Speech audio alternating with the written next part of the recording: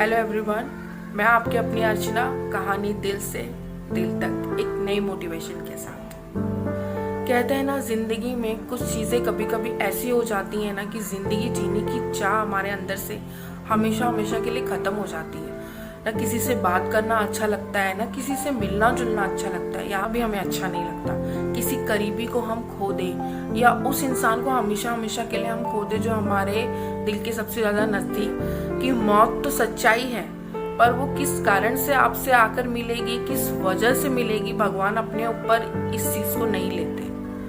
कहते हैं ना, मरने का कोई ना कोई कारण हो ही जाता है, चाहे वो एक्सीडेंट हो, चाहे कोई गंभीर बीमारी हो। किसी जिंदगी के आने से जितनी खुशी मिलती है ना, उतनी ही ज्यादा, उससे कई गुना ज्यादा तकलीफ मौत की होती है। लेकिन कहते हैं ना, जिंदगी और मौत इस जीवन की सच्चाई है। अगर आपको जिंदगी मिली है तो मौत भी जरूर मिलेगी, लेकिन कब मिलेगी, कैसे मिलेगी, किस कारण मिलेगी, कोई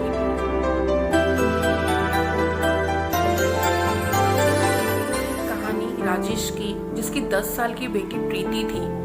बहुत चंचल थी, बहुत ज्यादा, हमेशा अपने आप में खुश रहने वाली, दूसरों के चेहरे पर मुस्कान लाने वाली।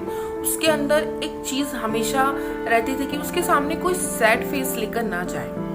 उसको हमेशा ऐसा लगता था कि आज वो अंकल क्यों उदास है, मम्मी क्यों उदास है। वो किसी से भी मिलती थी, हमेशा सबका चेहरा हंसता रहे, वही उसकी इच्छा रहती थी। अगर कभी किसी का चेहरा वो उदास देख लेती थी तो उसे हंसाने का, उसका मूड चेंज करने का वो भरसक प्रयास करती थी मात्र 10 साल की, लेकिन उसकी सोच बहुत ज्यादा पॉजिटिव थी।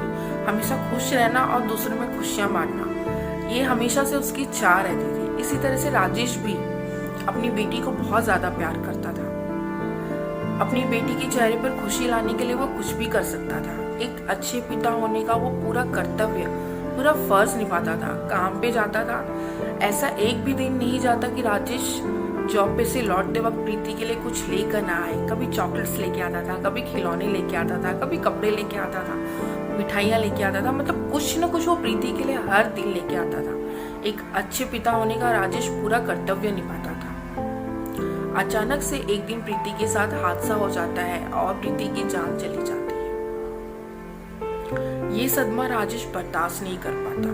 कहते हैं ना, जीवन में जिंदगी है तो मौत आनी है, लेकिन कब आनी है ये कोई नहीं जानता। ऐसे ही प्रीति एक दिन आगे आंगन के बरामदे में और अचानक से प्रीति को चक्कर आता है। राजेश तुरंत प्रीति को लेता है और हॉस्पिटल की तरफ जाता है। हॉस्पिटल में जाने के बाद डॉक्टर्स राजेश से कहते हैं कि प्रीति को एक बहुत गंभीर बीमारी है, वो ज्यादा दिन चल नहीं पाएगी। तो राजेश सुनकर एकदम सदमे में चला जाता है कि ऐसा अचानक क्या हो गया मेरी बेटी को, जितनी गंभीर बीमारी हो गई। मेरी हंसने खेलने वाली बेटी एकदम शांत हो गई। तो भी प्रीति के अंदर जिंदगी जीने की इतनी इच्छा, इतनी चाह थी कि उसे राजेश ने नहीं कुछ बताया कि उसकी क्या प्रॉब्लम चालू है। प्रीति ने अपने पापा से ठीक होने के बाद पूछा, पापा मुझे क्या हुआ था, मुझे क्यों चक्कर आया। राजेश ने कहा, कुछ नहीं बेटा, वीकनेस की वजह से चक्कर आया था, आप दवाइयाँ खाइए, आप अपना ध्यान रखेंगे तो आपको कभी कुछ नहीं होगा। लेकिन अंदर ही अंदर राजेश ये बात जानता था कि प्रीति ज्यादा दिन अब उसके साथ नहीं रहेगी। लेकिन प्रीति अपने पापा के चेहरे को समझती थी। वो जब अपने पिता का चेहरा उदास देखती थी तो ये चीज सोचती थी कि पापा क्यों टेंशन में है, पापा किस लिए उदास है। मेरे सामने तो पापा हंसते हैं, लेकिन जैसे ही पापा अकेले होते हैं पापा उदास हो जाते हैं। तो एक दिन जब प्रीति पापा के साथ क्लिनिक में गई दोबारा चेकअप के लिए डॉक्टर के पास, तो चेकअप के बाद जब डॉक्टर ने कहा कि बेटा आप बाहर जाकर बैठो, मुझे आपके पापा से कुछ बात करनी है, तो प्रीति बाहर जाती है, लेकिन दरवाजे के पीछे खड़े होकर सारी बातें डॉक्टर की सुन लेती है। और प्रीति को ये बात पता चल जाती है कि उसे एक गंभीर बीमारी है जिससे वो ज्यादा दिन नहीं जी पाएगी। इसकी वजह से उसके पापा उदास रहते हैं। प्रीति ने घर जाने के बाद अपने पापा का गोद में सर रखकर सो गई। तो उसके पापा ने कहा, क्या हुआ प्रीति, आज खेलने नहीं जाओगी। प्रीति ने कहा कि नहीं पापा, खेलने जाऊंगी, लेकिन आज मुझे कुछ पल आपके गोद में सर रखकर सोना है। तो बोलते ठीक है बेटा, सो जाओ। प्रीति थोड़ी देर सोने के बाद अपने पापा से कहती है, पापा मुझे पता है कि मैं ज्यादा दिन नहीं चलूंगी, लेकिन मैं जितना दिन भी जीना चाहती हूँ खुश होकर और हंस खेल कर जीना चाहती हूँ। मैं अपनी जिंदगी में सारी अच्छी यादें अपने साथ लेकर जीना चाहती हूँ। राजेश भौचक्का होकर प्रीति का चेहरा देखता ही रहता है कि 10 साल की बेटी मेरी कैसी बातें कर रही है, उसे कैसे पता चल गया कि उसे एक गंभीर बीमारी है। प्रीति कहती, पापा मुझे सब पता है, लेकिन मैं अब अपनी जिंदगी जितनी भी बची है मैं खुश होकर जीना चाहती हूँ। राजेश ने कहा कि ठीक है बेटा। उसके आंखों के आंसू पोंछता और उसे गले से लगा लेता है। उस दिन के बाद से वो प्रीति के साथ हर पल समय बिताता है, हर सर भरसक वो प्रयास करता है जिससे वो प्रीति के चेहरे पर हमेशा खुशियां ला सके, उसके चेहरे पर वो खुशियां बनी रहे। ऐसे ही कुछ समय बीतने के बाद प्रीति भी उसके जीवन से चली जाती है और प्रीति के उसके जीवन से जाने के बाद राजेश एकदम उदास हो जाता है। उसे किसी से न मिलना जुलना अच्छा लगता है, न किसी से बात करना अच्छा लगता है। राजेश एकदम शांत हो जाता है। उसकी पत्नी उसे बहुत समझाती है, उसके परिवार वाले उसे समझाते हैं, लेकिन राजेश किसी की बात नहीं सुनता। हमेशा एक कमरे में अकेले उदास बैठता था। उसने जॉब पर जाना छोड़ दिया था, किसी से बात नहीं करता। एक दिन जब राजेश सो रहा था तो उसके सपने में अचानक से बहुत सारी परियां आईं जो हाथ में कैंडल लिए हुई थी। उसमें उसकी बेटी प्रीति भी थी, लेकिन उसका कैंडल बुझा हुआ था। राजेश ने अपनी बेटी से कहा कि प्रीति आपका कैंडल क्यों बुझा हुआ है? तो प्रीति ने कहा कि पापा देखो ना, मैं कितना भी कैंडल जलाने की कोशिश करती हूँ, कैंडल थोड़ी देर जलता है फिर बुझ जाता है।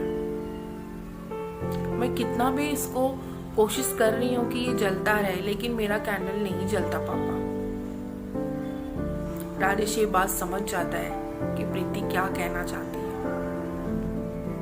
उसके बाद उसी दिन से राजेश में बदलाव आना चालू हो जाता है। राजेश खुश रखने की अपनी को पूरी कोशिश करता है, लोगों से मिलना जुलना शुरू करता है।